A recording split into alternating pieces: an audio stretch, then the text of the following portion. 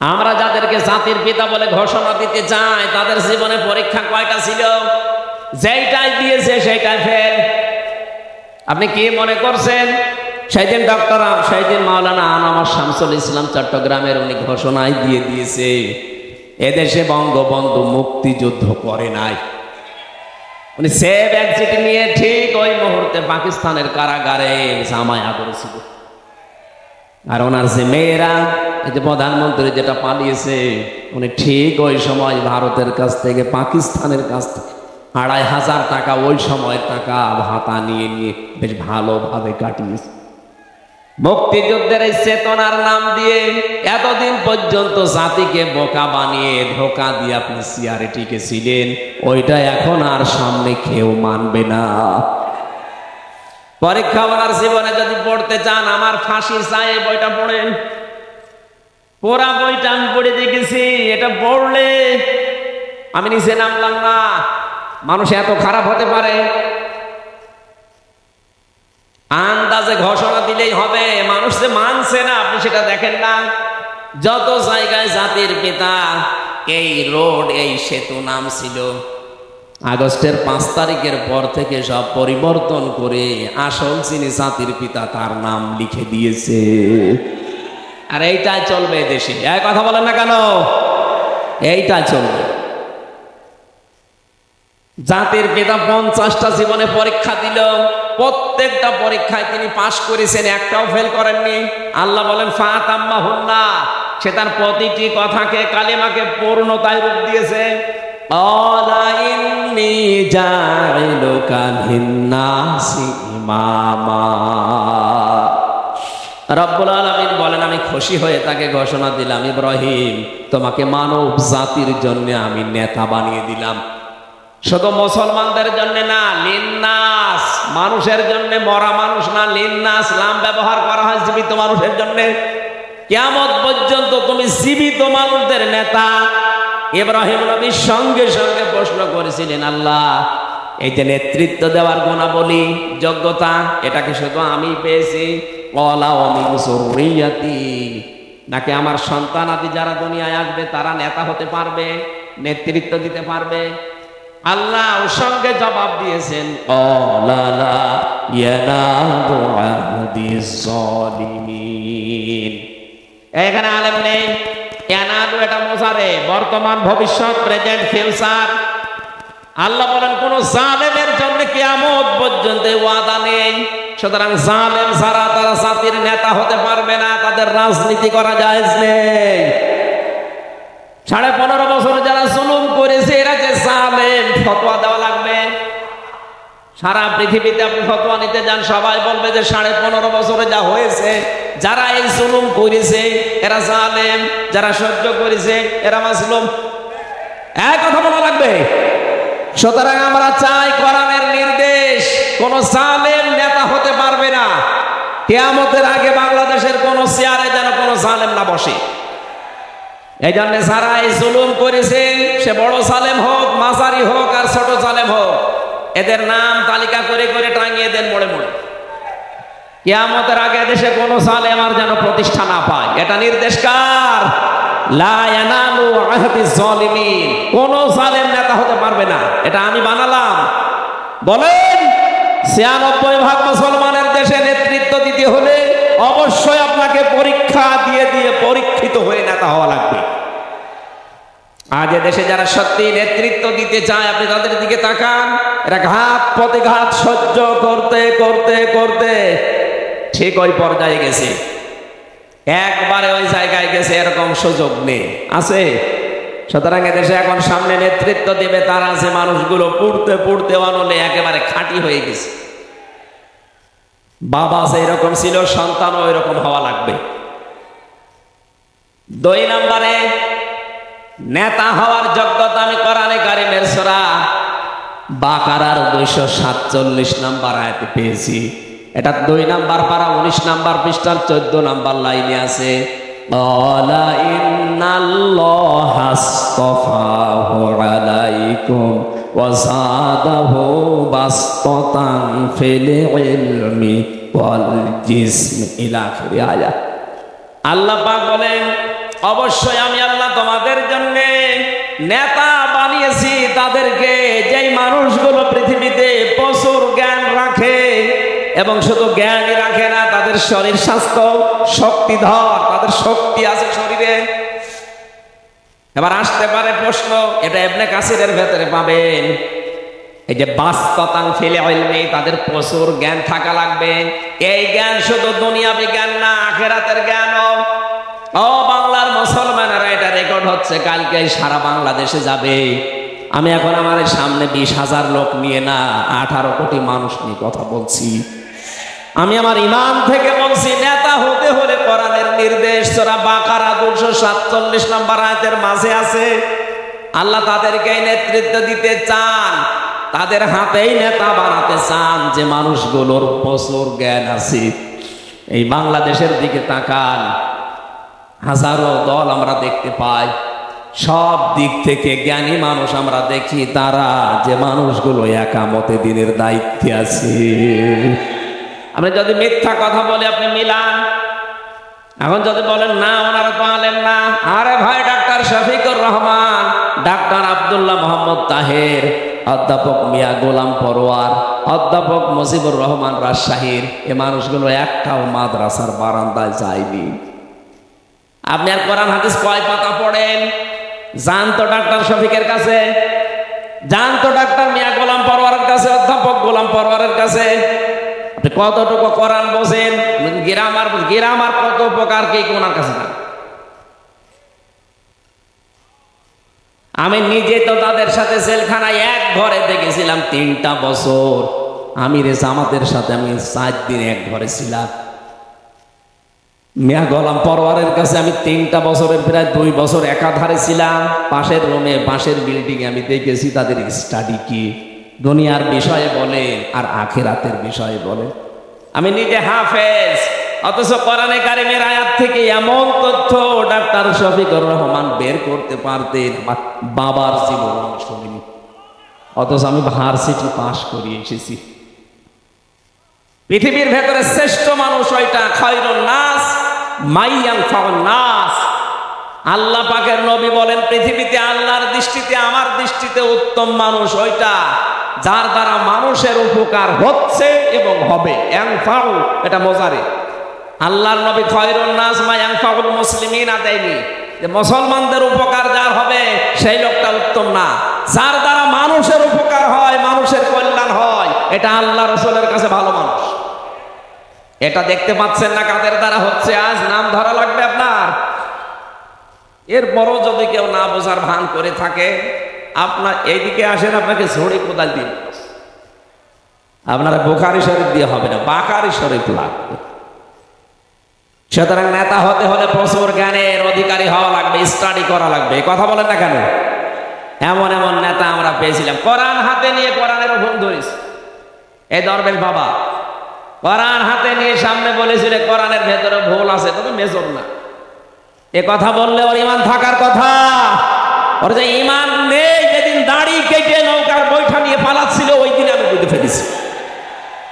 সুতরাং আমাদের অনুসারী যারা আছে, ওদের ইমান নেই, এইটাই ফাইনাল। যাদের ইমান নেই, যাদের জ্ঞান নেই, শারীরিক শক্তিও নেই, শরীরের শক্তি নেই, তার প্রমাণ এই যে হাজি সেলিম, ওই যে কয়েকদিন আগে গিয়েছিলাম হাজিরা দেওয়ার জন্য, যেদিন আমার মামলা মিটে যায়, ওরে নিয়ে এসেছিল। ওদের শরীর মুখ দিয়ে কথাও বলতে পারে না, নৌকা বলতে হৌকা বল, ঠেলা মারলে পড়ে যাবে, শরীরে কোনো শক্তি নেই, এলেন তো নেই। আমার মনে হয় ও 8 পাসও করে। এইরকম মানুষ ছিল আপনার নেতা। অথচ নেতা হওয়ার জন্য প্রচুর জ্ঞান লাগবে, আর এই জ্ঞানের ভার্সিটি হচ্ছে বাংলাদেশ জামাতে ইসলামী, ইসলামী ছাত্র। এটা আমি বানিয়ে বলছি না। আপনি এই জায়গা থেকে ধাঁচে ধাঁচে উঠতে চান, এখানে যারা 60 বছর 65 বছর বয়স, জীবনে আর বিশ্ববিদ্যালয়ে পড়ার মতো ক্ষমতা আপনার নেই, বাংলাদেশ জামাত ইসলামী, ইসলামী ছাত্র শিবির, ইসলামী ছাত্রী সংস্থায় ভর্তি হয়ে যান, আপনাকে বিশ্ববিদ্যালয়ে পড়ার মতো যোগ্যতা সম্পন্ন বানিয়ে দেবে। আপনাকে রাগ হয়ে গেল। 3 নম্বরে আমি পেয়েছি, নেতা হতে হলে কোরআনে কারিমে জানিয়েছেন কোন মানুষ যদি ফাসাদ সৃষ্টি করে, এটা আছে সূরা শুরার 151-52 নম্বর আয়াত। আমি বলে দিচ্ছি, বাড়ি যেয়ে শুধু মিলিয়ে নেন। ওয়ালা তুতিউ আমরাল মুফসিদিন ওয়ালা তুতিউ আমরাল মুসরিফিন আল্লাযীনা ইউফসিদুনা ফিল আরদি ওয়ালা ইউসলিহুন। ওদের অনুসরণ করা যাবে না, ওদের নেতৃত্ব মানা যাবে না, যে মানুষগুলো পৃথিবীর ময়দানে ইসরাফ করে, যারা এই দুনিয়াতে ফাসাদ সৃষ্টি করে। এখানে ফাসাদের অর্থ তাফসিরে ফি জিলালিল কোরআনে 7টা দিয়েছে। কয়টা? আপনি এবার বাংলাদেশের সাথে মিলান। যে মানুষগুলো ফাসাদ সৃষ্টি করে, যারা সংশোধন চায় না, এদের অনুসরণ করা জায়েজ নেই। এ ফতোয়া কার? সূরা শুআরা 19 নম্বর পারা 12 নম্বর পৃষ্ঠা 4 নম্বর লাইনের 151-52 নম্বর আয়াত। তাফসিরে পাবেন ইবনে কাসিরে আর ফি জিলালিল কোরআনে। ফাসাদের 7টা অর্থ, আর 1 নম্বর অর্থ ফাসাদ হচ্ছে ওইটা যেটা আল্লাহর আইনের পরিবর্তে চালানো হয়। আজ বাংলাদেশে যারা আল্লাহর আইন প্রতিষ্ঠা না করে বাবার আইন, স্বামীর আইন, চাচার আইন, দাদার আইন, বাপ দাদাদের আইন প্রতিষ্ঠা করার জন্য চেষ্টা করেন, তাদের অনুসরণ করা, তাদের নেতা মানা জায়েজ নেই। এটা কি এ পর্যন্ত থাকবে না এটা বাইরে যাবে? বলেন। 4 নম্বরে নেতৃত্ব মানা যাবে না, তাদের নেতা হতে পারবে না তারা, যারা মহিলা। এটা আমি বানালাম। সূরা নিসা 5 নম্বর পারার 2 নম্বর পৃষ্ঠা 11 নম্বর লাইনে আছে, 34 নম্বর আয়াতের প্রথম অংশে। আর রিজালু কাওয়ামুনা আলান নিসা ইলা আখির আয়াত। আল্লাহ পাক বলেন, পুরুষদেরকে আমি আল্লাহ নেতা বানিয়েছি মহিলাদের উপরে। আয়াতের ব্যাখ্যা পড়তে গিয়ে দেখেছি হাদিস, আল্লাহর নবী বলেন, ক্বালা রাসূলুল্লাহ সাল্লাল্লাহু আলাইহি ওয়াসাল্লাম লা ইউফলিহা কওমুন, ওই জাতি কখনো সফল হতে পারে না। ইউফলিহা এটা মুজারে, বর্তমান, ভবিষ্যৎ, প্রেজেন্ট, ফিউচার, এর আগে লাং দিয়েছেন। এমনি ইউফলিহু বললে কিন্তু অর্থ হয়ে যেত, আল্লাহ নবী লাং দিলেন কেন? বিশ্ব নবী জানিয়েছেন কখনো ওই জাতি সফল কাম হতে পারে না যেই জাতি তার নেতৃত্বের ভার কোন মহিলাকে দিয়েছে। এই জন্যই তো আমাদের অবস্থায় এই, আমরা চাই সামনে কোন মেয়ে লোক যেন ক্ষমতার চেয়ারে না বসে। বসুক, পুরুষ মানুষ বসুক, তারা যদি কোরআন দিয়ে চালায় আমরা সাহায্য করব, যদি না চালায় আমরা সংশোধন করবো। কথা বলে দেখানো, যদি চালাতে পারেন আমরা সাহায্য করব, যদি না চালান উল্টা পাল্টা কিছু করেন আমরা সংশোধন করব। বাংলাদেশ জামাত ইসলামী যারা করে, আমি ওপেন ভাবে বলছি, এদেশে কারো মনে এই কথা নেই যে জামাত এদেশে প্রতিষ্ঠা হোক। তাদের সবার মনে এই এক কথা যে এদেশে আল্লাহ কোরআন প্রতিষ্ঠা হোক।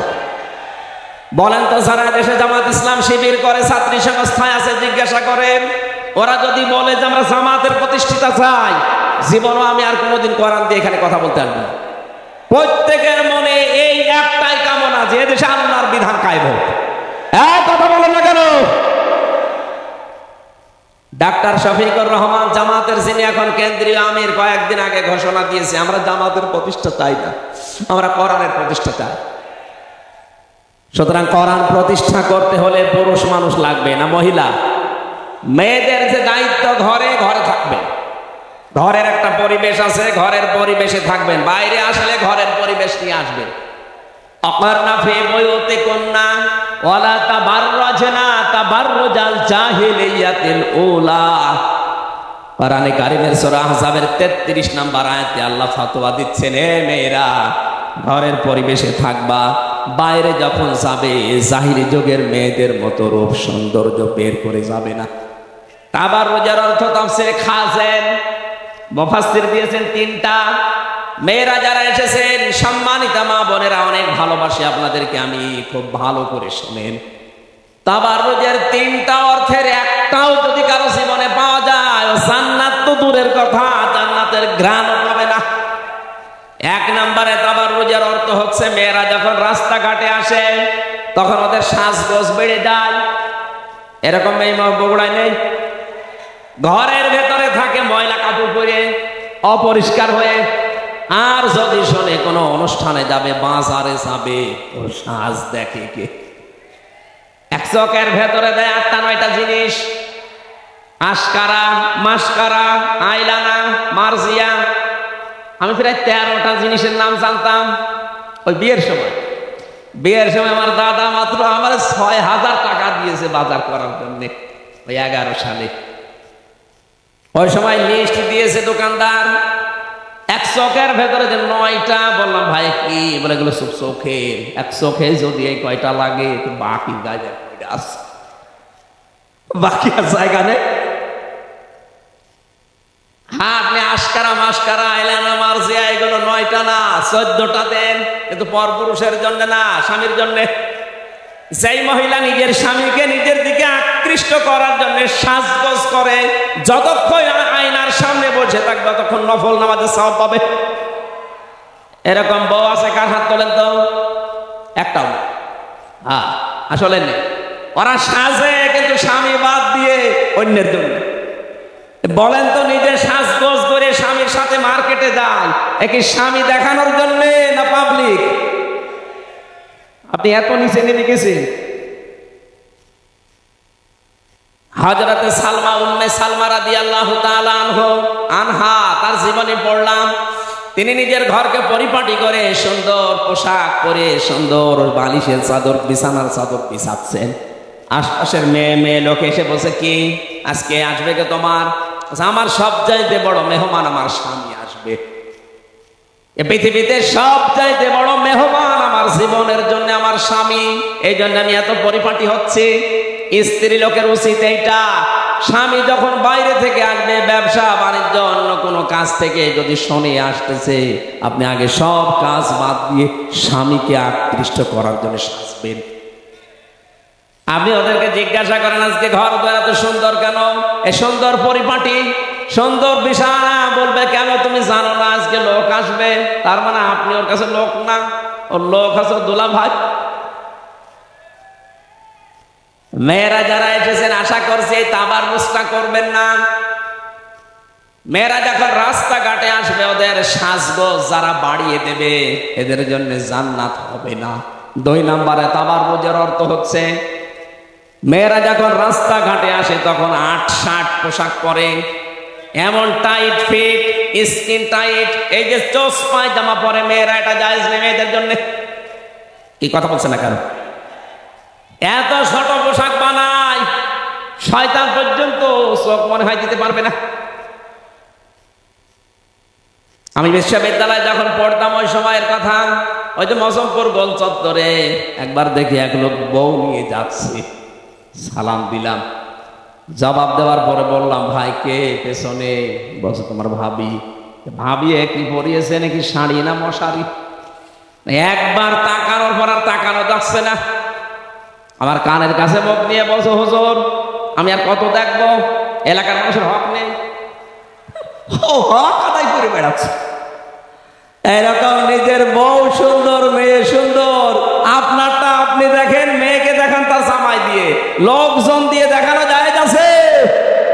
হ্যাঁ, এটা জায়েজ আছে কুকুরের জন্য আর শুকুরের জন্য। দেখবেন শুকুরের স্বভাব এইটা, কোন অনুষ্ঠানে গেলে নিজে এক জায়গায় বসে থাকে, আর ছেলে মেয়ে বউ যারা আছে সব ছেড়ে দেয় আল্লাহ রাস্তায়। তাহলে যেই মানুষ নিজের স্ত্রী, নিজের মেয়ে, নিজের বেটার বউকে ছেড়ে দেয় পরপুরুষের সাথে, আর নিজে এক জায়গায় বসে গল্প করে, এর চরিত্র আর শুকরের চরিত্র একই। হ্যাঁ, কথা বলে না কেন? কোন পার্থক্য আছে না। মেয়েরা যখন রাস্তাঘাটে আসবে, ওদের পোশাক হবে ঢিলা ঢালা। কথা বলে না কেন? 4 পিসের জায়গায় 3 পিস, এর মানে 2 পিস, এর মানে এখন 1 পিস। আমার মনে হয় এভাবে চলতে থাকলে দেখবেন 8 পিস। তাবাররুজের 3 নাম্বার অর্থে পেয়েছি, মেয়েরা যখন রাস্তাঘাটে আসে তখন মাজা হেলে দুলে চলে, এটা জায়েজ নেই মেয়েদের জন্য। যে 3টা বললাম একটু মিলান তো। আমাদের ভেতরে কোনো মহিলার যদি এই তিনটার একটাও থাকে, জান্নাত দূরের কথা, জান্নাতের ঘ্রাণও আপনি পাবেন না। আমি আপনাকে বাঁচাতে চাই। পৃথিবীর নেতৃত্ব দেবে এই জন্য পুরুষ মানুষ, মহিলারা নেতৃত্ব দেওয়া জায়েজ নেই। এর কয়েকটা কারণ আল্লাহ দিয়েছেন। বিমা ফাদ্দালাল্লাহু বা'দাহুম আলা বা'দি ওয়া বিমা আনফাকু মিন আমওয়ালিহিম। কয়েকটা কারণ আল্লাহ এখানে বর্ণনা দিচ্ছেন যে কেন পুরুষ মানুষ নেতৃত্ব দেবে, মহিলারা কেন তাদের আন্ডারে থাকবে। এটা আজকে থেকে ফতোয়া ক্লিয়ার, পৃথিবীতে কোনো মহিলা নেতৃত্ব দিতে পারবে না। যদি কোনো দলের হাল কোনো মহিলা ধরে, ওই দলে আপনি থাকবেন না, থাকবেন ওই দলে সেই দলে পুরুষ মানুষ নেতা, যাদের জ্ঞান আছে, যারা ফাসাদ সৃষ্টি করতে চায় না, যারা সংশোধনের জন্য চেষ্টা চালায়। এই কথা বলে না কেন? আর বাকিগুলো বলবো, আমি সবগুলো তাফসীর থেকে নোট করেছি। 5 নাম্বারটা, ওই মানুষকে নেতা বানা যাবে না। ওমা ওয়ালা তুতিউ মান আগফালনা কলবাহু আন যিকরিনা ওয়াত্তাবা হাওয়াহু ওয়া কানা আমরুহু ফুরতা। বলেন আল্লাহু আকবার। সূরা কাহাফ 28 নম্বর আয়াতের শেষের দিকে আছে, আল্লাহ বলেন ওদের অনুসরণ করবা না যারা আল্লাহর জিকির থেকে, আল্লাহর স্মরণ থেকে গাফেল হয়ে গেছে, নিজের মন মতো যারা জীবন চালায়। এদেশে নেই, নাম ধরা লাগবে আপনার। এরপরেও যদি কেউ না বোঝার ভান করে থাকে, আমার মনে হয় আপনার কপালে হেদায়েত নেই। এই যে 5টা গুণ বললাম, এগুলো আমাদের জীবনের সামনে যাদের দেখবো যে 5টায় মিলে যাচ্ছে, তাদেরকে নির্দ্বিধায় চোখ কান বুঝে আপনি নেতা মেনে চলবেন, জান্নাতে যেতে পারবেন। আজকের তেলাওয়াত কিন্তু আয়াত যেটা পড়েছি সূরা শূরা 13 নম্বর আয়াত, মাত্র একটা আয়াত পড়েছি। এর ভেতরে আমি 5টা শিক্ষা বের করেছি তাফসীর থেকে। যদি আজকে আমরা এই তাফসীরুল কোরআন মাহফিলে বাড়ি নিয়ে যেতে পারি, তবে এই মাহফিল সাকসেস।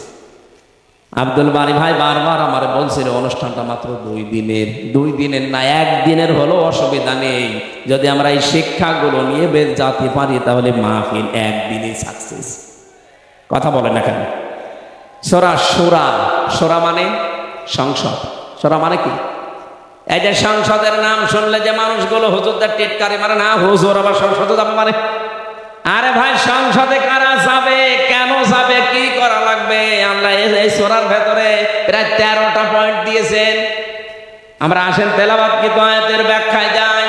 শারআ লাকুম মিনাদ-দীনি মা ওয়াসসা বিহি নূহা ওয়াল্লাযী আওহায়না ইলাইকা ওয়া মা ওয়াসাইনা বিহি ইব্রাহিম ওয়া মূসা ওয়া ঈসা আন আকিমুদ্দীন ওয়া লা তাতাফাররাকু ফীহি ইলা আখিরি আয়াত। শারআ শব্দ দিয়ে আল্লাহ আয়াত শুরু করলেন। শারআ মানে নির্ধারিত করা, শারআ মানে বিধিবদ্ধ করা, নির্ধারণ করে দেওয়া, ফাইনাল। আল্লাহ বলেন আমি নির্ধারিত করে দিয়েছি, বিধিবদ্ধ করে দিয়েছি তোমাদের জন্য। মিনাদ-দীনি মা ওয়াসসা বিহি, ওই জীবন ব্যবস্থাকে, ওই দিনকে, ওই ধর্মকে আমি বিধিবদ্ধ করে দিলাম, তোমাদের উপরে আমি ওহী করলাম। হে নবী, আপনাকে আমি ওহী করছি, শুধু তা না, আপনার আগে আমি নূহ নবীকে ওহী করেছিলাম। নূহ নবীর নাম আল্লাহ প্রথমে কেন দিলেন? হযরতে আদমের পরে হযরতে নূহ ছিলেন রাসূল এবং শরীয়তের বিধান তিনি পেয়েছিলেন। ওই জায়গা থেকে শরীয়তের বিধিবিধান শুরু হয়ে যায়। লিকুল্লি উম্মাতিন জাআলনা, লিকুল্লি জাআলনা মিনকুম শিরআতা ওয়া মিনহাজা। প্রত্যেকটি জাতির জন্য আলাদা আলাদা শরীয়ত আমার আল্লাহ এই দুনিয়ায় নাজিল করেছিলেন, নির্ধারিত করে দিয়েছিলেন তাদের জন্য। আমি আয়াত থেকে মূল শিক্ষা যেগুলো বের করেছি খুব তাড়াতাড়ি বলছি। এখানে 4 জন বড় বড় নবীর একেবারে স্পষ্ট নাম আছে। ওয়াল্লাযী আওহায়না ইলাইকা, আপনার প্রতিও আমি এই একই ওহী করলাম। মা ওয়াসসা বিহি নূহা ওয়াল্লাযী আওহায়না ইলাইকা ওয়া মা বিহি ইব্রাহিমা ওয়া মূসা ওয়া ঈসা। নূহ নবীর নাম আল্লাহ প্রথমে দিয়েছেন, এখান থেকে শরীয়ত শুরু। 2 নম্বরে ইব্রাহিম, মূসা, ঈসা, এই পাওয়ারফুল নবীদের নাম দিয়ে আল্লাহ জানালেন আকিমুদ্দিন। তাদের প্রত্যেককে বলেছিলাম আমার বিধান কায়েম করো, ওয়ালা তাতাফাররাকু ফি, এ বিষয়ে কোনো মত পার্থক্য চলবে না।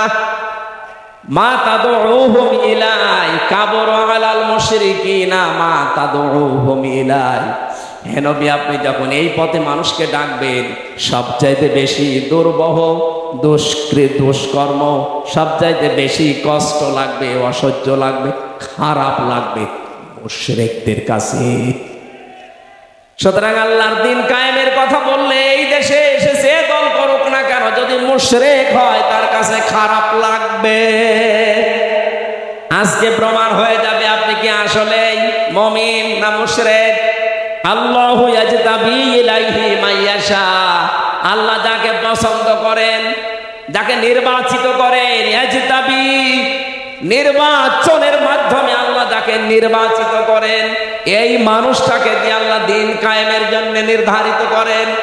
ওয়াহদি, তাকে পথ দেখান, ইলাইহি মাইয়ুনিব, যে লোকটা আল্লাহর দিকে চলতে চায় আল্লাহ তাকে এই হেদায়েতটা দান করেন। এটা বাংলা অর্থ ছিল এই আয়াতের। তাফসীরের ভেতরে আমরা পেয়েছি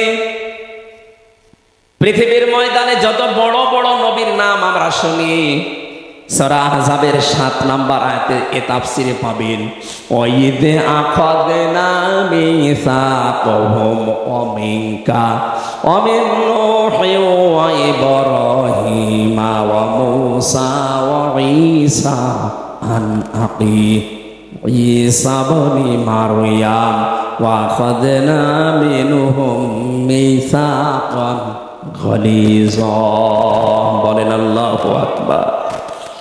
স্মরণ করো ওই সময়ের কথা, আমি যখন অঙ্গীকার নিয়েছিলাম নবীদের কাছ থেকে, তার ভেতরে আপনার কাছ থেকেও নিয়েছি, মূসা, ঈসা, ইব্রাহিম, আর প্রত্যেকের অঙ্গীকার ছিল দৃঢ়। নবীদের কাছে আল্লাহ যে অঙ্গীকার নিয়েছিলেন সেটা কি?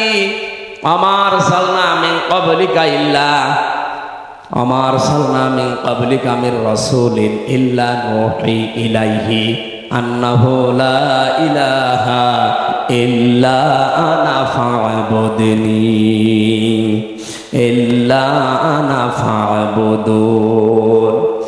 যত নবী আর রাসূলকে দুনিয়ায় পাঠিয়েছি আপনার পূর্বে, প্রত্যেকটা নবীকে আমি একটা বিষয়, যত নবীকে আল্লাহ দুনিয়ায় পাঠালেন লক্ষাধিক উপরে, লক্ষের উপরে, প্রত্যেকটা নবীর শরীয়তে কম বেশি কিছু জিনিস ছিল।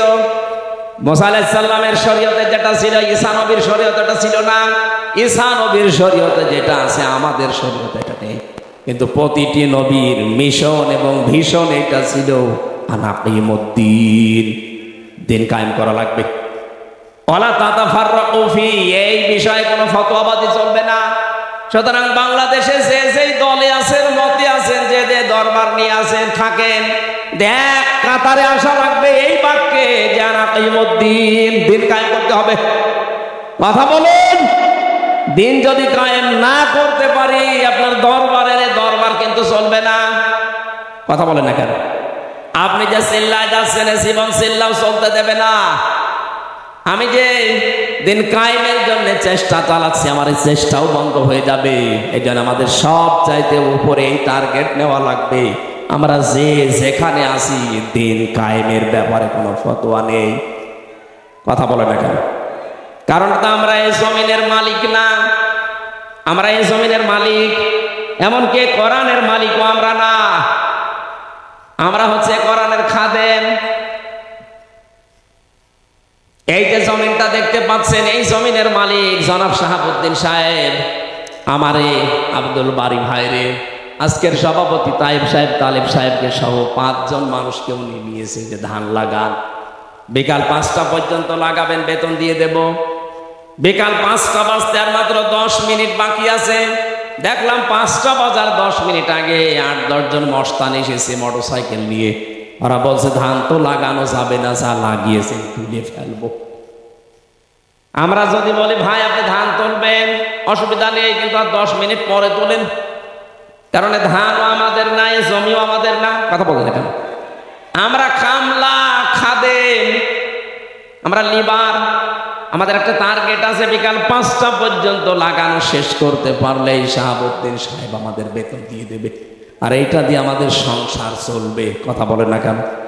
এর আগে যদি আপনি তুলে ফেলেন, আপনাকে আমরা বাধা দেব, কথা কাটাকাটি হবে, হাতাহাতি হবে, মারামারি হবে, রক্তপাত হবে, মেরে ফেলা লাগলে মেরেও ফেলবো, তাও বেতন নেব। জমিনের মালিক আমরা, কোরআনের মালিক। 53 বছর বহু মানুষ কোরআনের খাদেম যারা চেষ্টা চালাচ্ছে আল্লাহরে জমিনে, আল্লাহরে বিধানকে পালন করার জন্য, কিন্তু দেখতে পাচ্ছি অনেক মস্তান গোশের মানুষেরা বাধা দিচ্ছে। শুধু বাধা না, এ ধান তুলে ফেলার চেষ্টায় আছে। এই জন্য আমরা সংখ্যায় যদিও কম, লেবার মাত্র 5 জন, আমরা চেষ্টা চালিয়ে যাচ্ছি। ওয়াবুদু রাব্বাকা হাত্তা ইয়াতিয়াকাল ইয়াকিন, ইবাদত করো পর্যন্ত যতদিন মরণ না আসে। বিকাল 5টা মানে জীবনের শেষ দিন, জীবনের শেষ দিন পর্যন্ত চেষ্টা চালিয়ে যেতে থাকবো। যদি কেউ এর ভেতরে বাধা দিতে আসে, এই কোরআন কায়েম করাকে, মারামারি হবে, হাতাহাতি হবে, রক্তপাত হবে, যদি মেরে ফেলা লাগে মেরেও ফেলবো।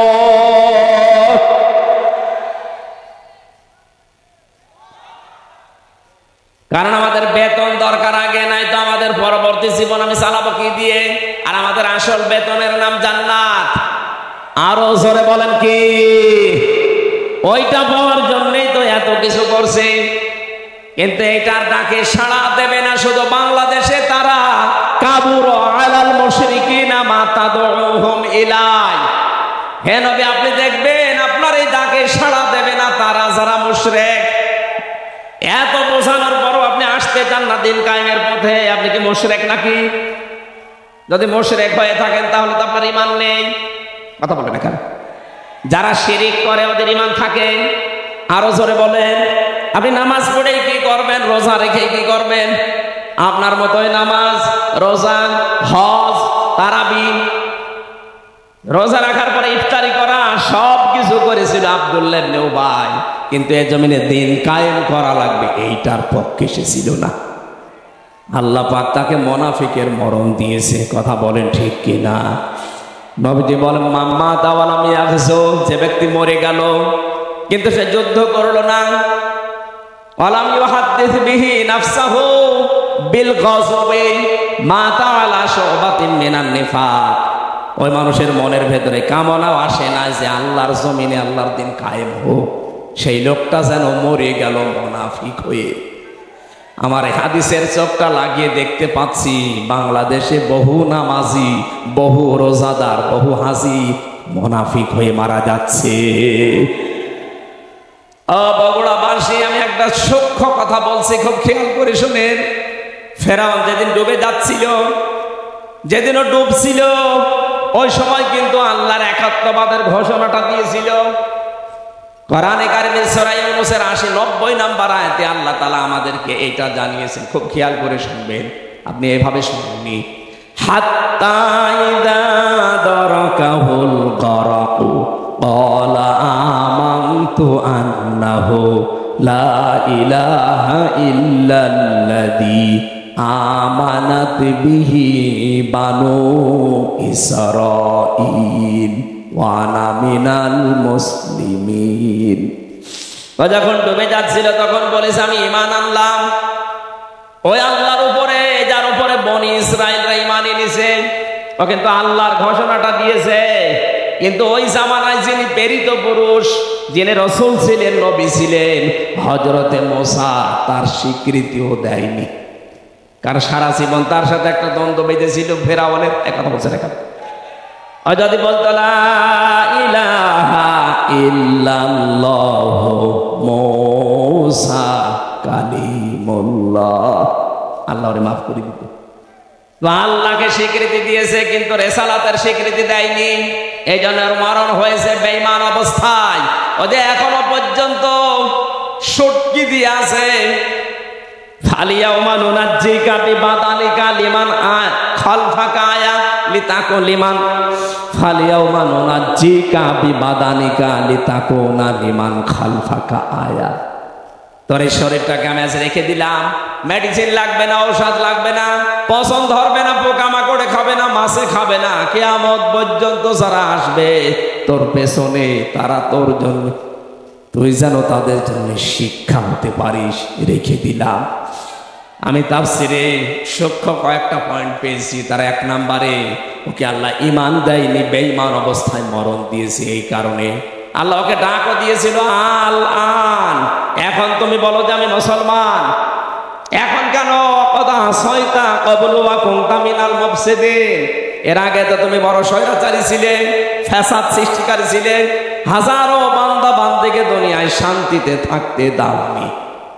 আমি যে কয়টা পয়েন্ট পেয়েছি একটা একটা করে মিলাচ্ছি। এক নম্বরে ফেরাউনকে আল্লাহ হেদায়েত দেয়নি, লোকটা বেঈমান হয়ে মারা গেল কালেমা স্বীকার করার পরেও। আর দেখ, কারণ কালেমাটা পড়েছে আল্লাহর কথা, আল্লাহর স্বীকৃতি, রাসূলুল্লাহর যেটা স্বীকৃতি সেটাও দেয়নি। মুসা আলাইহিস সালাম আল্লাহর রাসূল ছিলেন না, বড় কিতাবের ভেতরে তিনি একটা কিতাব পেয়েছিলেন, তাওরাত। কি মনে হয় এখান থেকে বাংলাদেশে আজ যারা নামাজ পড়েন, রোজা রাখেন, হজ করে আসেন, আল্লাহর কথা মতো এগুলো করেন, কিন্তু তার প্রেরিত পুরুষ এই জামানার জন্য কিয়ামত পর্যন্ত যিনি মুহাম্মাদুর, আরো জোরে বলেন মুহাম্মাদুর, আল্লাহর কথা আপনি মানেন, আমিও জানি, কিন্তু রেসালাতের কথা বলতে গেলে রাসূল যে 10 বছর কোরআন দিয়ে রাষ্ট্র চালিয়েছেন, এইটা বলতে গেলে আপনার কাছে রাজনীতি মনে হয়, এটা আপনার কাছে দুনিয়ার বিষয় মনে হয়। আপনার মরণ হবে নামাজ পড়ে, রোজা রেখে, হজ করেও ফেরাউনের মতো। আর বাংলাদেশে এই প্রকার মানুষ মারতেছে, এই কথা বোঝা লাগবে।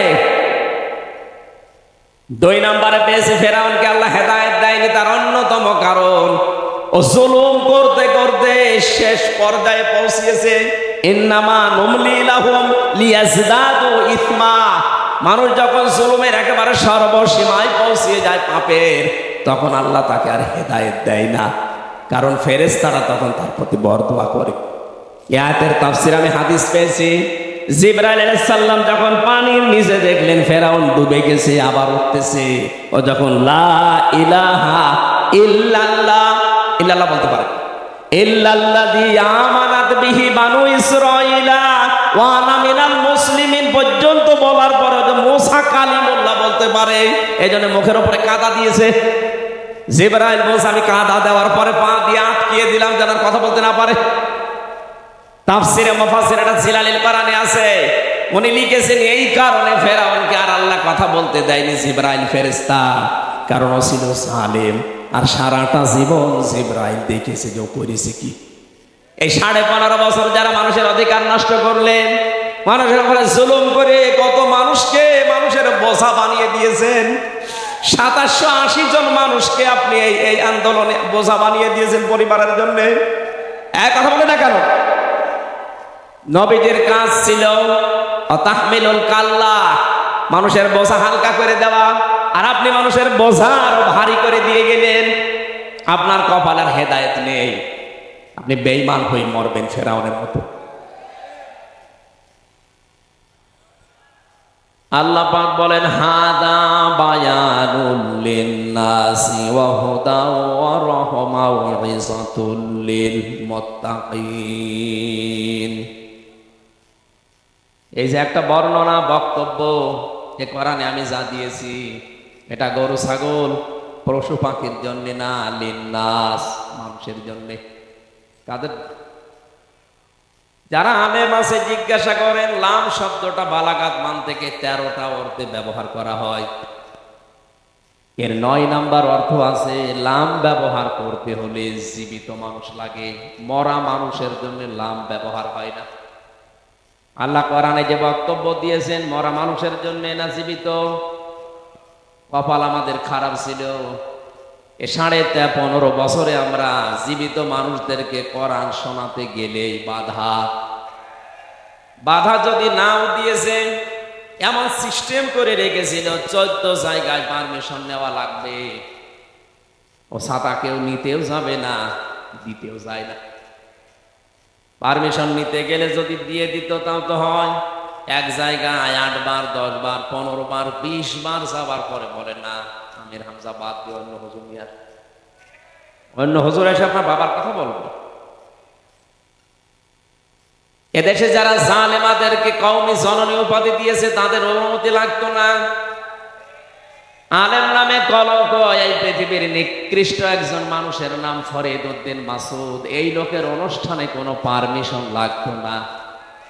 সিস্টেম এমন ভাবে তৈরি করে দিয়েছিল জালেমরা, এদেশে হাজারো কোরআনের অনুষ্ঠানগুলো শুধু অনুমতির জন্য বন্ধ হয়ে যেত। সাফ বলছি পরিষ্কার ভাষায়, ওয়াকালাল্লাযীনা কাফারু লা তাসমাউ লিহাদাল কুরআন ওয়ালগাউ ফীহি লাআল্লাকুম তাগলিবুন। সূরা হামিম সাজদার 26 নম্বর আয়াতে আল্লাহ ফতোয়া দিচ্ছেন ১৫০০ বছর আগে আয়াতটা নাযিল হয়েছে। আর আমার তো মনে হচ্ছে বাংলাদেশ দেখে আগস্টের 5 তারিখের আল্লাহ আগে নাযিল করি। আল্লাহ বলেন কাফেরেরা ওই সময় সিদ্ধান্ত নিয়েছিল সব ওপেন করে দাও, যা চলতে চায় চলতে দাও, কোনো অনুমতি লাগবে না। কিন্তু কোরআন যেখানে মুহাম্মদ পড়বে বোঝাবে ওটা বন্ধ করে দাও। বন্ধ শুধু করবা না, যেন না হয় সেই ব্যবস্থা করো। ওয়ালগাউ ফীহি, এদেশে যেহেতু ওরা নামে মাত্র মুসলমান নাম নিয়েছিল, এ কারণে সরাসরি বলতো না যে তাফসীর মাহফিল হবে না, যেন না হয় সেই ব্যবস্থা তারা গোড়া থেকে শেষ পর্যন্ত করেছিল। ১৫০০ বছর আগে কাফেরদের এই সিদ্ধান্তের কারণে যদি ওরা কাফের বলে পরিগণিত হয়, এই ২০২৪ সালের ৫ আগস্টের আগ পর্যন্ত যারা এই অবস্থা করে রেখেছিলেন, কোরআনের এই আইন অনুযায়ী আপনিও কাফের। আল্লাহ পাক আয়াতের শেষের শব্দে দিয়েছেন লাআল্লাকুম তাগলিবুন। তারা মনে করতো মুহাম্মদের কোরআন যদি মানুষ শুনতে না পারে, এটা যদি বাধা দেওয়া হয়, হট্টগোল তৈরি করা হয়, ওরা যে অবৈধ চেয়ারগুলোতে বসেছিল জনগণ জানবেও না, তাদের নামাবেও না। 15.5 বছরও কিন্তু ওদের এই ভয়টা ছিল। ওরা আসলেই বলতো হুজুর আমার বিরুদ্ধে যেন বলবেন না, আপনার পক্ষে বলার মতো কোনো আয়াত তো কোরআনে নেই।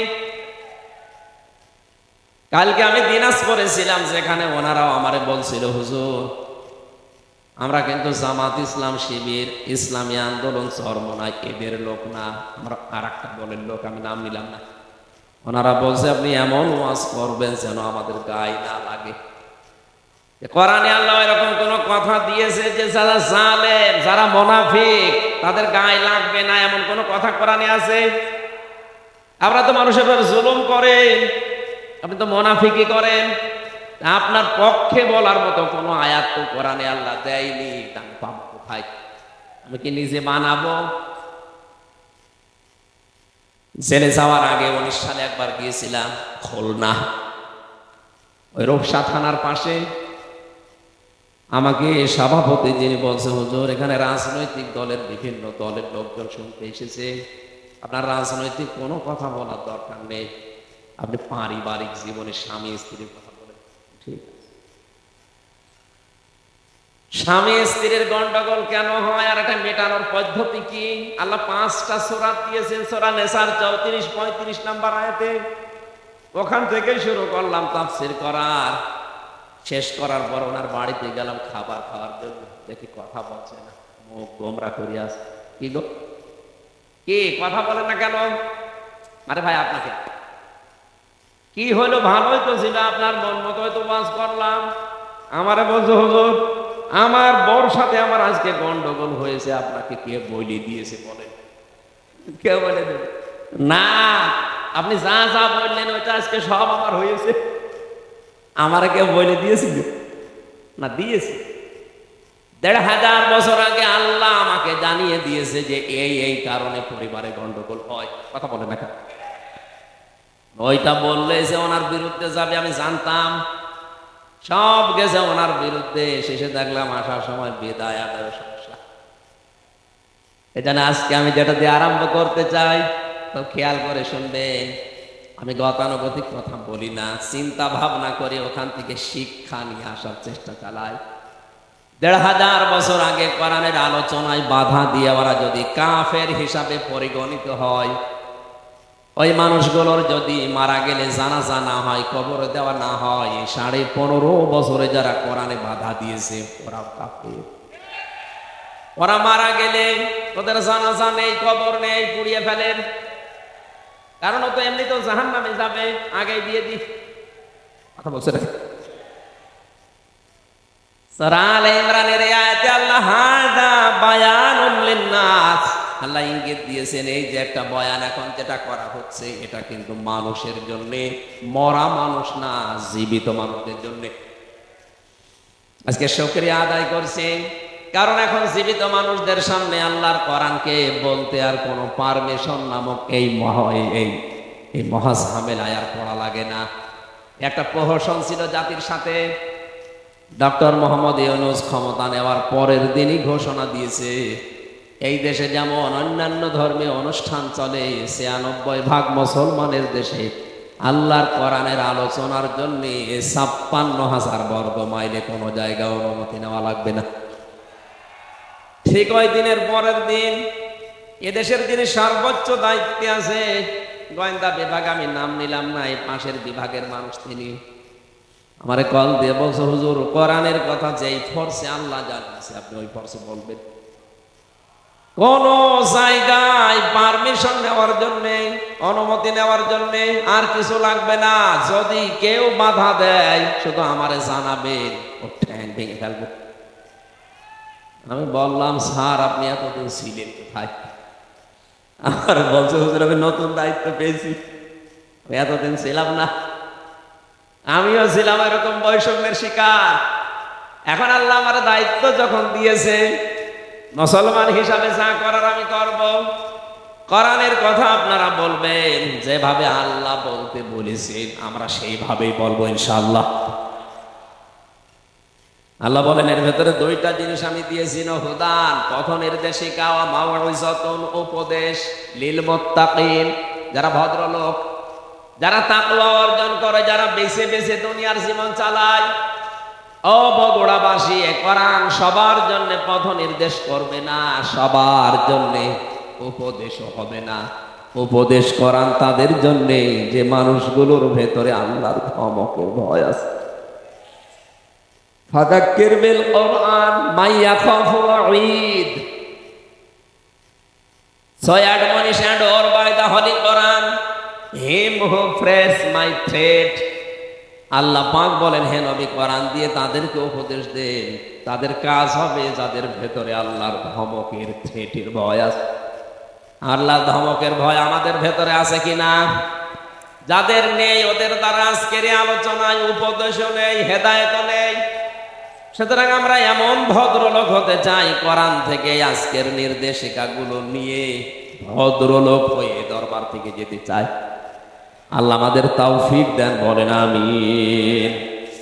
যিনি নিয়ে আসলেন আমাদেরকে এই ময়দানে কোরআনের কথা শোনার জন্য, বলেন তো আলহামদুলিল্লাহ।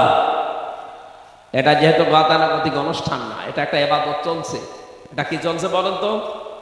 কোরআন কি করে মানুষের সামনে উপস্থাপন করা লাগে সেটা আল্লাহ 1500 বছর আগে শিখিয়েছেন। এইভাবে উপস্থাপন করবা, আর যারা শুনতেছে তাদেরকে এইভাবে শুনতে বলবা। ওয়াইদা কুরিয়াল কুরআন ফাসতামিউ লাহু ওয়া আনসিতু লাআল্লাকুম তুরহামুন। কোরআন যখন পড়া হবে 1 নম্বরে চুপ থাকবা, 2 নম্বরে শুনতে হবে। চুপ থাকাও এখন ফরজ, শোনাও ফরজ।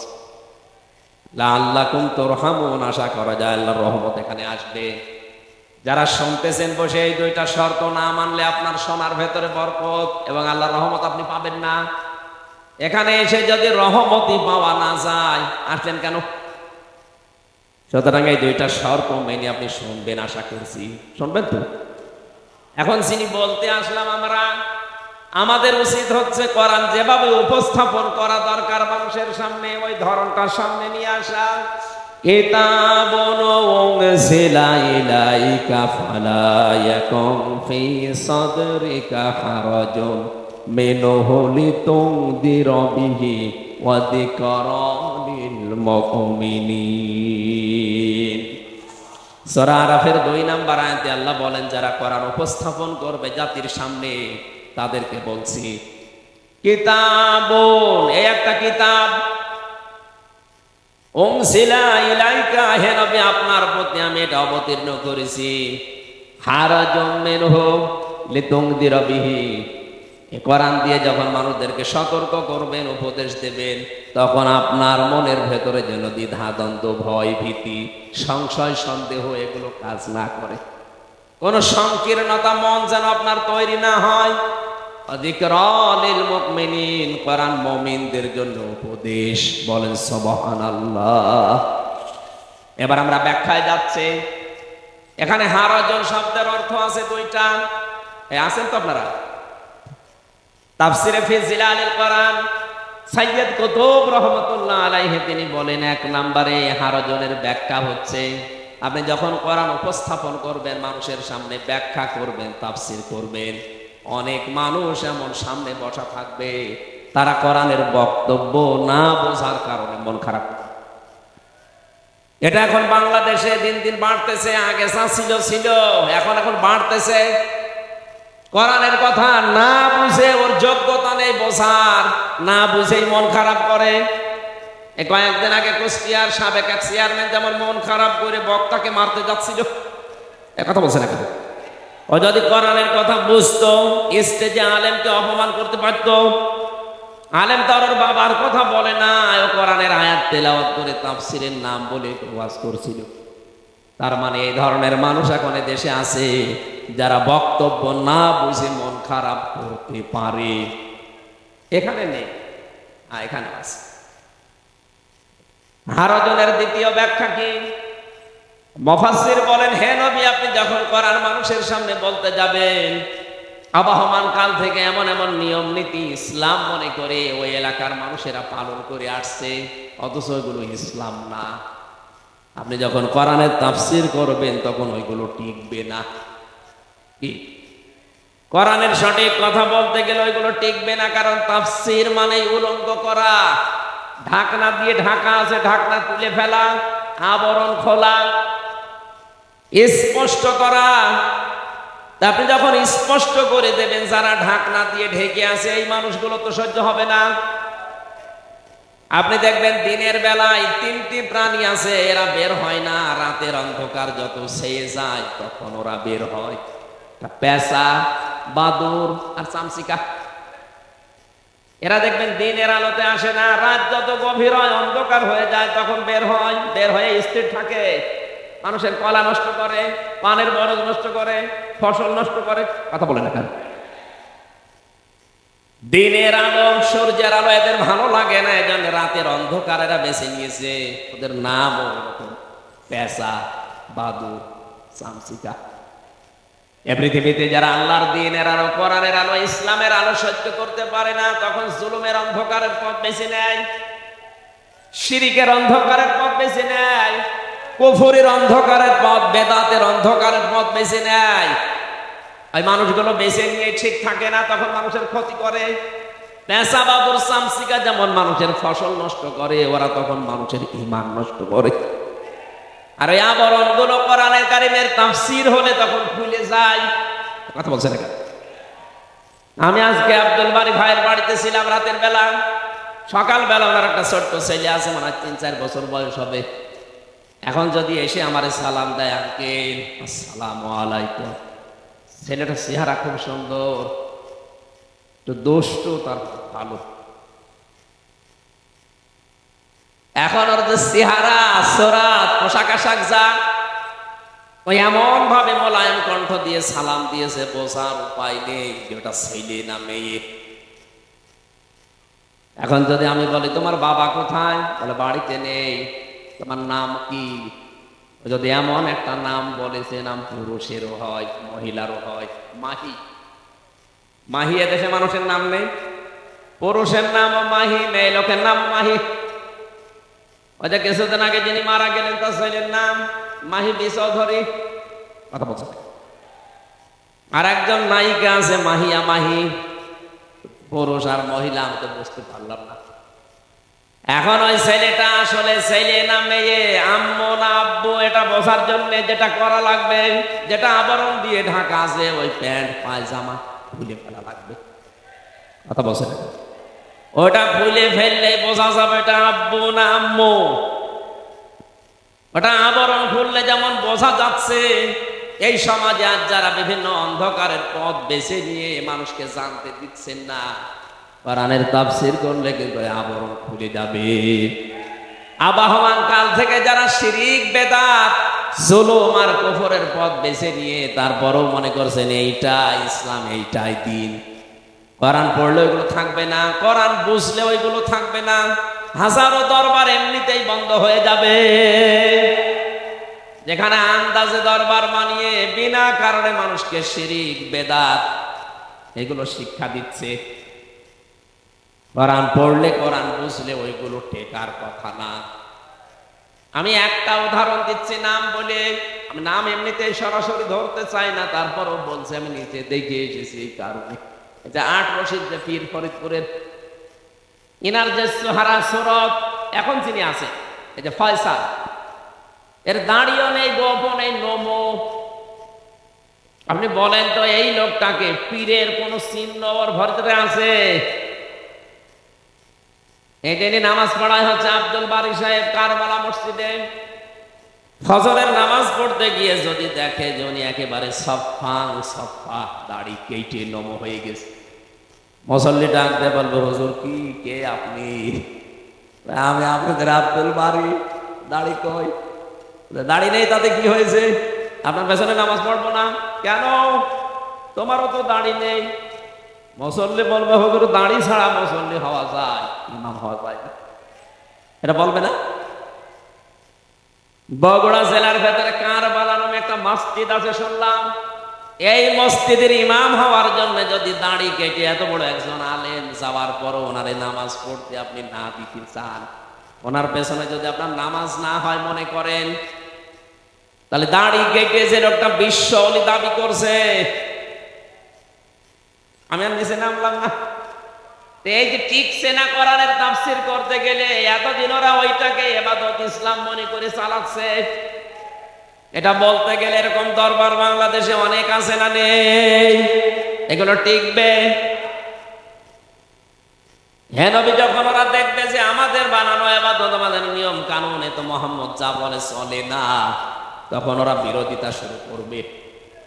আপনার নজর নেওয়াজ, হাদিয়া, তওবা সব বন্ধ করে দেবে, তখন আপনার জানের শত্রু হবে ওরা। বিশ্বনবী এরপরও থেমেছিলেন। আরো জোরে বলেন। আল্লাহ পাকের পরের আয়াতে জানিয়েছেন, ইত্তাবিউ মা উনজিলা ইলাইকুম মির রাব্বিকুম ওয়ালা তাত্তাবিউ মিন দুনিহি আউলিয়া কলিলাম মা তাযাক্কারুন। আল্লাহ পাক বলেন, তুমি একা না, ইত্তাবিউ, বহু বচন এটা, সবাই মিলে অনুসরণ করো। কে বলছেন বলেন? কাকে বলছেন? বিশ্ব নবীকে জানাচ্ছেন যে আপনার উম্মতদেরকে আপনি বলেন, একজন দুইজন না, সবাই মিলে তোমরা অনুসরণ করো, দেখে দেখে চলো। মা উনজিলা ইলাইকুম মির রাব্বিকুম, তোমাদের রবের পক্ষ থেকে তোমাদের উপরে যেটা নাজিল হয়েছে, আর এটা আমরা এক বাক্যে বলতে পারি, তার নাম কোরআন।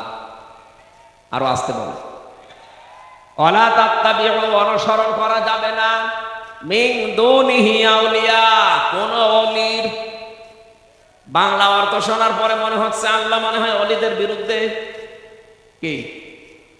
কেন তাহলে আউলিয়া দিলেন? ওলির বহু বচন, আউলিয়া আল্লাহ দিলেন, কোন ওলির অনুসরণের দরকার নেই, কেন এই কথা জানালেন? জবাব দিয়েছেন মুফাসসিরুল ইকরাম। আল্লাহ পাক বলেন, এটা খুব আল্লাহ ভালো করে জানেন, 2009 সাল থেকে 24 সাল এখন সময় দুনিয়ায় আসবে, আল্লাহ জানে না। এইরকম সময়ের ভেতরে বহু মানুষ আছে, তারা আমি আল্লাহর চাইতে তাদের আব্বাকে বড় মনে করবে। কি করেছিল না?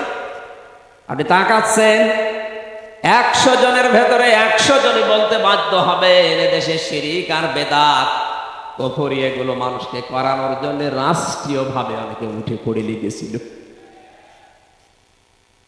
এই 15.5 বছরে একটা মূর্তি 4 আঙ্গুল দূরে সরানোর কায়দা আমাদের ছিল? বলেন। আল্লাহ এমন একটা প্রেক্ষাপট তৈরি করে দিয়েছেন, 1:30 উনি পালিয়েছে, বিকাল 5টা বাজতে বাজতে দেশে আর একটা মূর্তির অস্তিত্ব দেশের মানুষ রাখে না। বগুড়াবাসী, আমি যেটা বোঝাতে চাই, কোন অনুসরণ দরকার নেই। আল্লাহ এই কারণেই বলেছিলেন এমন অনেক মানুষ দুনিয়ায় আসবে, ওদের কাছে আল্লাহর চাইতে ওদের আব্বাকে ওরা বড় মনে করবে।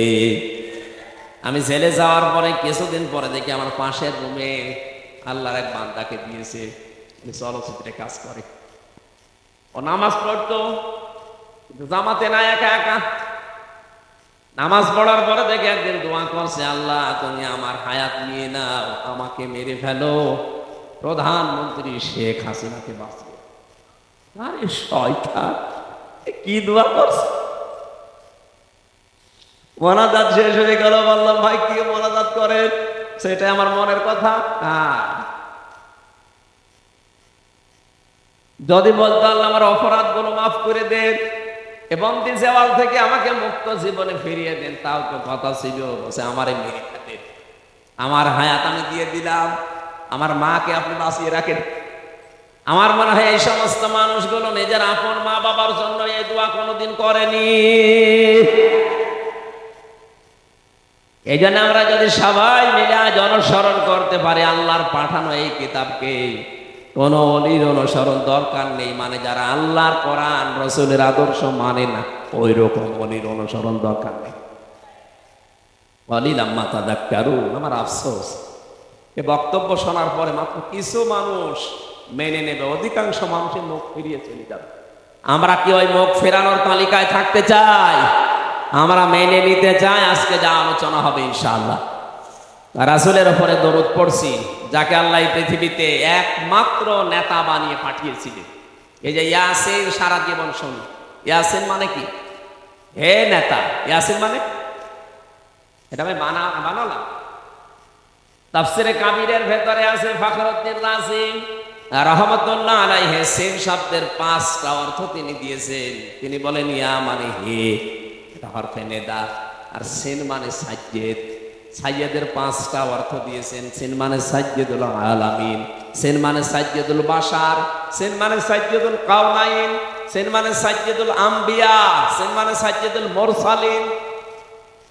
এই 5টা অর্থ তিনি দিয়েছেন। ব্যাখ্যায় আমি পড়েছি শুধুমাত্র এই পৃথিবীর জন্য না, যত জায়গা আল্লাহর আয়ত্তে আছে তত জায়গার জন্য আমাদের নবী হচ্ছে নেতা। আমার সালনাকা ইল্লা রাহমাতাল লিল আলামিন। আলম না। এখন 257টা রাষ্ট্র আছে পৃথিবীতে, স্বাধীন পরাধীন মিলে। জাতিসংঘের আন্ডারে 195টা রাষ্ট্র আছে। যত রাষ্ট্র দুনিয়ায় সব মিলে হচ্ছে পৃথিবী। সব মিলে কি? এর বাইরে যত গ্রহ নক্ষত্র আছে, এতানাজ্জালুল আমরু বাইনাহুন্না, প্রত্যেকটা জায়গায় আল্লাহর বিধিবিধান নাজিল হচ্ছে। আর ওখানকার জন্য আপনি যদি বলেন আমি দুনিয়ায় বাস করি না, আমি মঙ্গল গ্রহে থাকি, ওখানে বাস করলেও মুহাম্মদুর রাসূলুল্লাহকে নেতা মানা লাগবে। এই জন্য সাজ্জেদুল আলামিন দিয়েছেন। বাসার মানে কেউ যদি বলে যে আমি মানুষ, আমি গরু ছাগল না, তাহলে তার জন্য আদর্শ হবে মুহাম্মদুর রাসূলুল্লাহ। মানুষ দাবি করার পরেও যদি বিশ্ব নবী বাদ দিয়ে